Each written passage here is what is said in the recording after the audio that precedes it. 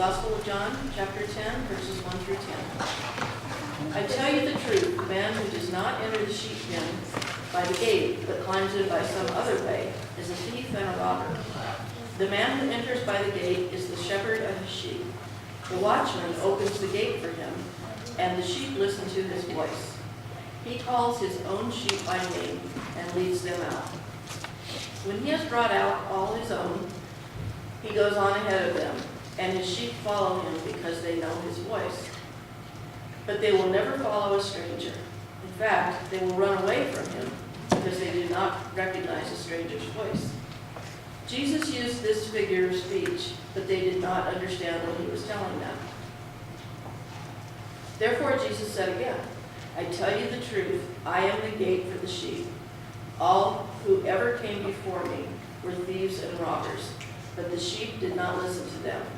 I am the gate. Whoever enters through me will be saved. He will come in and go out and find pasture. The thief comes only to steal and kill and destroy. I have come that they may have life and have it to the full.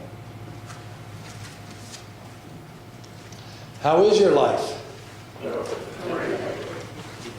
Oh my goodness.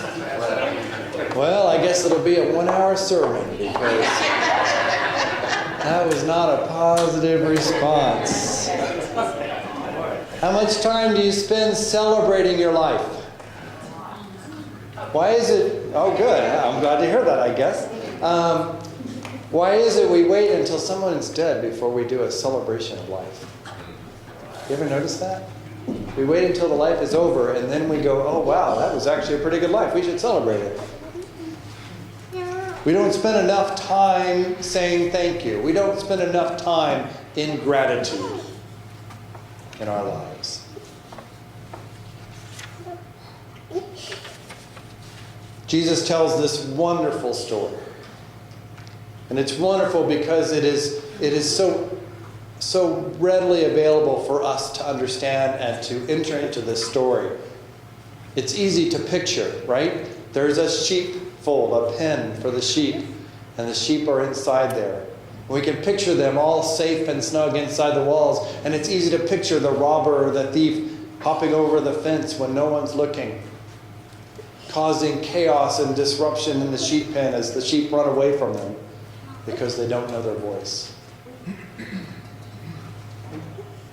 And it's easy for us to understand that the robbers are only there to cause chaos and havoc, only there to fulfill their own needs and desires with no care for the sheep at all.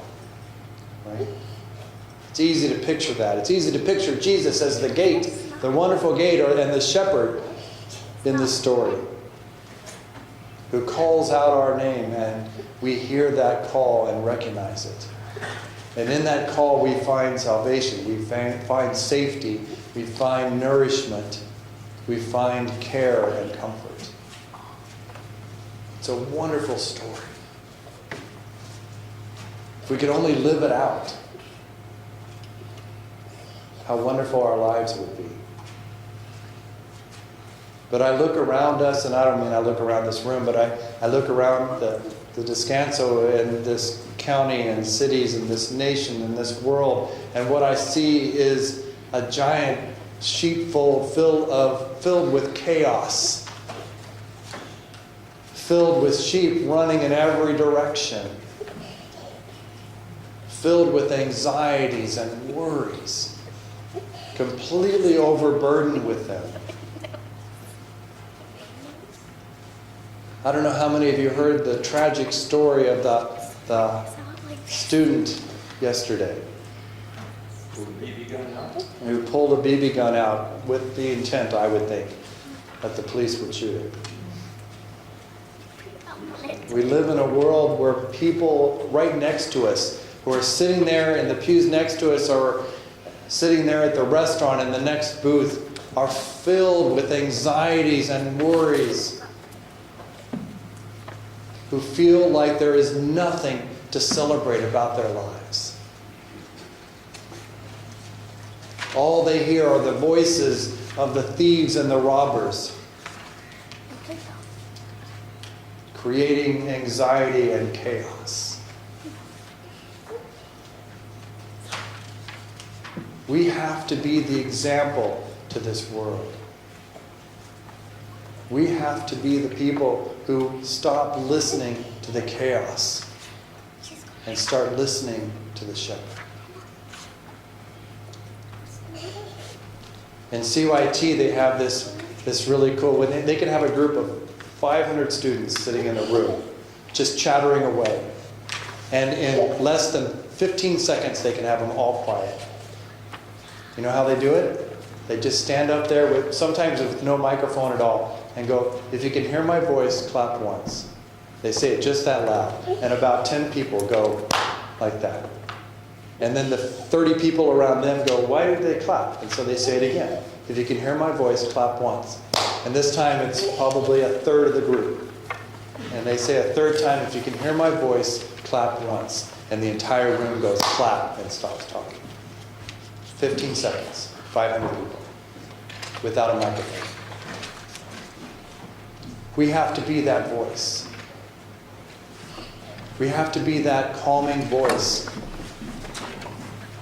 in the midst of a chaotic world.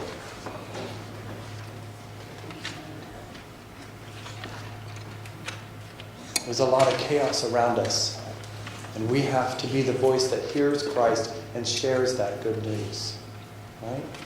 And we start that by being in gratitude for our lives. You know, if we start our evening prayers, you all have your evening prayers, right? If we start our evening prayers with, here's everything I'm worried about, God, it's going to be a hard prayer time. But if you can start your prayers with gratitude or affirmation, either gratitude for all that God has done in your life and all the good things that you have. If you can begin your prayers with those, two things happen. One is you'll find a calming presence that will allow you to think about the things that are causing you anxiety. And two, the amount of anxiety that those things are bringing you will greatly diminish. How many times have we acted rashly in the midst of anxiety, only to think a day later or an hour later or a month later, wow, I really overreacted.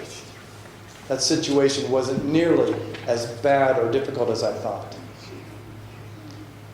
When we react right out of the anxiety of the world around us,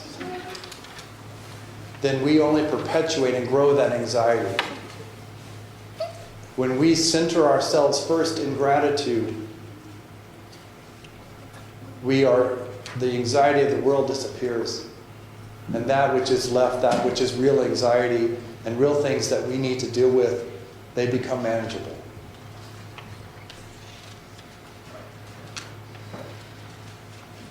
We have to listen and to hear the call of God. We have to be the people, the example of people who stop, who take a step back, who listen for that voice.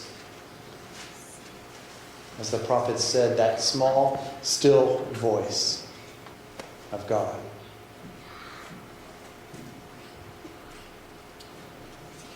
That is how we have life and have it abundantly. That is how we get our lives back. We have to stop listening to the thieves and robbers who call us in every direction, who try to create anxiety and worry in our lives, and to listen instead to the one who brings us salvation, to the one who brings us peace, to the one who brings us safety and nourishment and wholeness, the Good Shepherd, Jesus Christ. Amen? Amen.